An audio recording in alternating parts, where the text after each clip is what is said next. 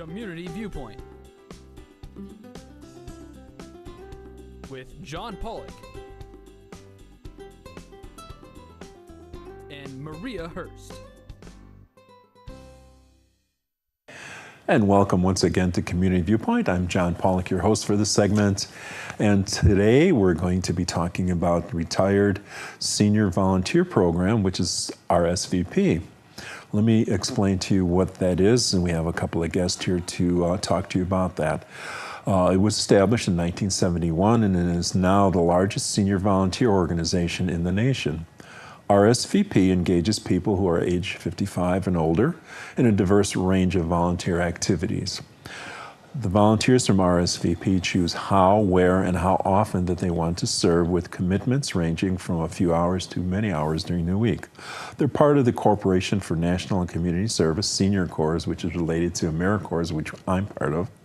And they are these services by this program supports the engagement of nearly 500,000 Americans 55 years and older in service to meet critical needs.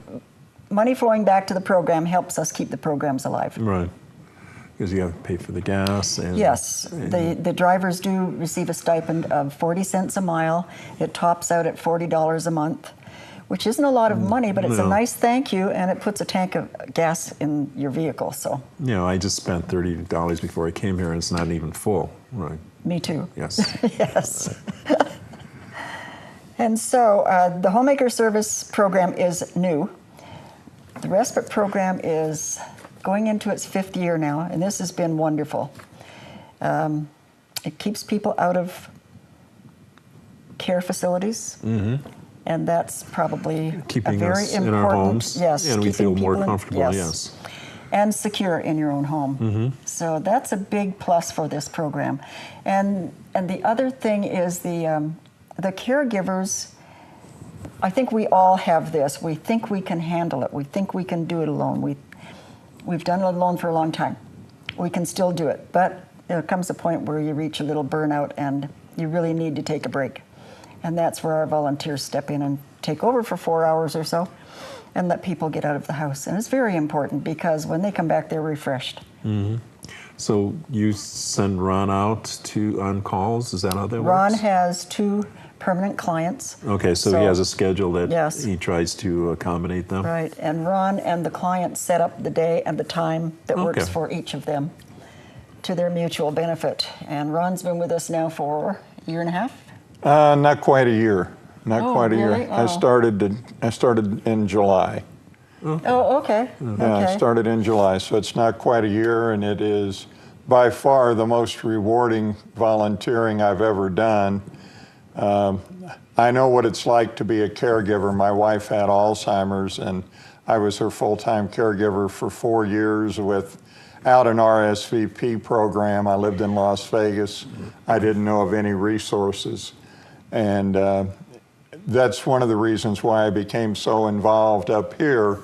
And I've had other clients that have, passed away since I started in the program. But it is a wonderful thing, and I am very, very happy and proud to be a part of it.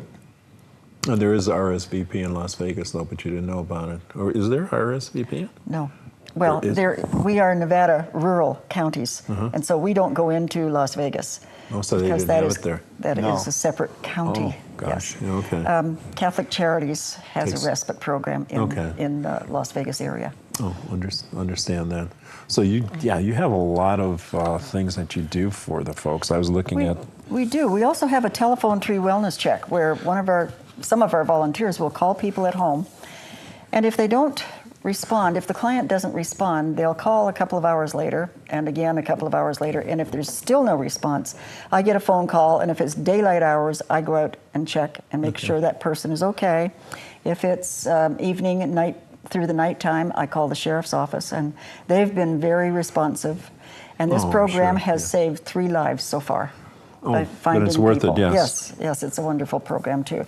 It doesn't get a lot of publicity, but it's a wonderful part of our programs. Right. And then I was reading earlier, you help with the food banks. Yes, Ron does that as well. And that's right, you were talking about that prior to Yes. this. And we have a woman that also helps with various food banks around town. Bringing the food from the food banks to the appropriate people that are... Or handing it out at a specific point. Okay, so there's many, many things that are under the umbrella of the RSVP. Yes.